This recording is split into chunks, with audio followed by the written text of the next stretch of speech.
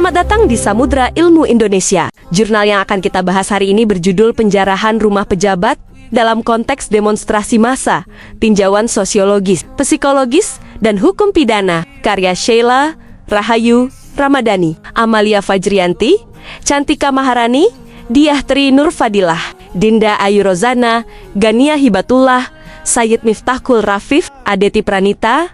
Artikel ini membahas fenomena sosial yang muncul akibat akumulasi kekecewaan masyarakat terhadap elit politik. Penulis menjelaskan bahwa penjarahan rumah pejabat dalam demonstrasi massa bukan sekadar tindakan kriminal biasa, melainkan gejala krisis sosial politik yang dipengaruhi oleh ketimpangan sosial, kemarahan publik, serta lemahnya kepercayaan terhadap pemerintah. Rumah pejabat dipandang sebagai simbol ketidakadilan sosial, terutama ketika gaya hidup mewah para pejabat ditampilkan secara terbuka di media sosial di tengah kondisi ekonomi masyarakat yang sulit. Dalam aspek metodologi, penelitian ini menggunakan pendekatan deskriptif kuantitatif.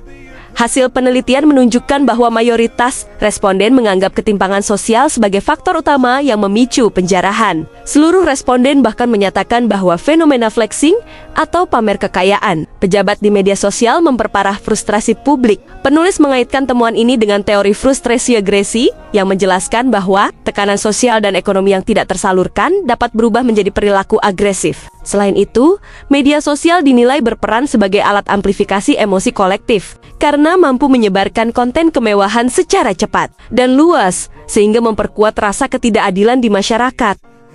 Artikel ini juga menyoroti pentingnya teori deindividuasi dalam memahami perilaku massa saat demonstrasi berlangsung. Dalam situasi kerumunan besar, individu cenderung kehilangan kesadaran diri dan tanggung jawab pribadi sehingga lebih mudah melakukan tindakan agresif, termasuk penjarahan. Penulis menjelaskan bahwa kondisi emosional massa yang tinggi ditambah provokasi pihak ketiga dapat mempercepat terjadinya kerusuhan. Kehadiran provokator dipandang sebagai faktor penting dalam memperkeruh situasi demonstrasi karena dapat memanfaatkan emosi massa untuk menciptakan kekacauan yang lebih besar dari perspektif hukum pidana. Penulis menegaskan bahwa tindakan penjarahan tetap dikategorikan sebagai tindak pidana pencurian dengan pemberatan sesuai pasal 363 KUHP.